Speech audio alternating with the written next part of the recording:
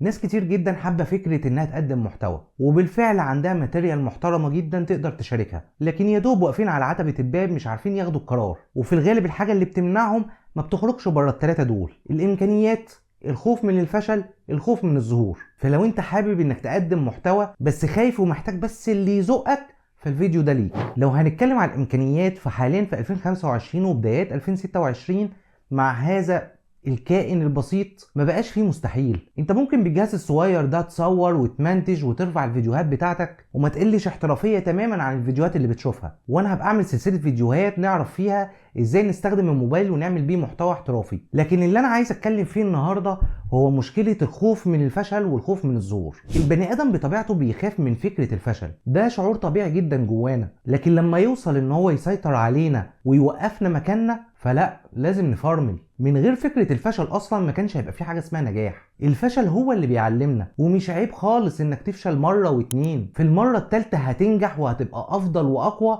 يمكن من المرة الاولانية اللي بدأت فيها. ففكرة الفشل دي هي اللي هتدفعك لقدام وهتخليك توصل، لكن انك تخاف من الفشل دي مجرد اوهام في دماغك. تخيل كده انت لو كنت بدأت من سنة مثلا، كان ايه حالك دلوقتي؟ طب بلاش، تخيل انت دلوقتي لو ما عملتش اي حاجة وجيت كمان سنة في نفس الوقت، كنت هتبقى برضو خايف من الفشل؟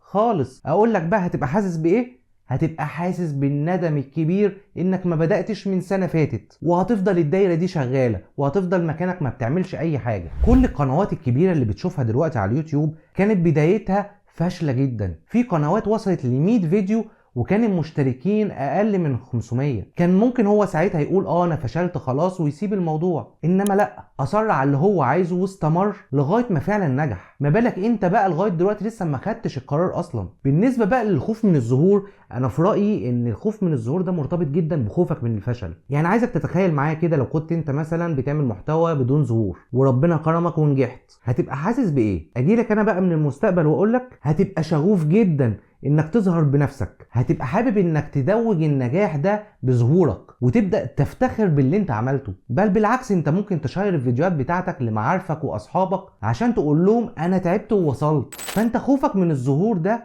سببه الرئيسي انك خايف انك تظهر وتفشل وفي الاخر يتقال عليك ايه اللي انت كنت بتعمله ده، اديك في الاخر فشلت. كل ما تيجي الفكرة دي في دماغك لازم تفتكر الوقت اللي ربنا هيكرمك فيه وتنجح، وساعتها هتفتخر باللي انت وصلت له. انا عاوزك تخصص في يومك 4 أو 5 ساعات للحاجة اللي انت بتحبها. مادام حابب فكرة انك تقدم محتوى وعايز تخش العالم ده، خصص لنفسك 4-5 ساعات كل يوم تبدأ تتعلم فيهم. ابدأ شوف فيديوهات، في فيديوهات كتير جدا على اليوتيوب بتقدم كورسات مجانية تعلمك فيها ازاي تعمل مونتاج، ازاي تقدر تصور بشكل احترافي، ازاي ترفع الفيديو بشكل سليم عشان ينجح زي انا بعمل كده طبعا. وبالمناسبة ما تنساش اللايك والاشتراك، ويا ريت بس تسيب لي كومنت بسيط كده تدعمني فيه عشان احبك. وابدأ كل يوم اعمل سكريبتات، مش مهم الحاجات دي تطلع للناس، اكتب ورقة وقلم واكتب سكريبتات.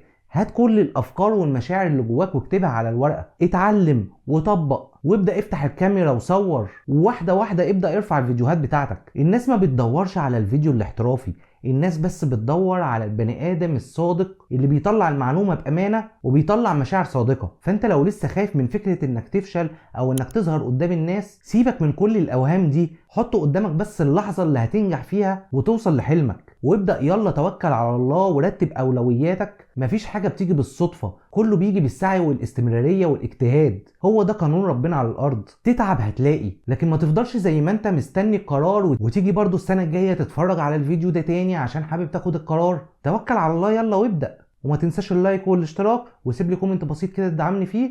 سلام.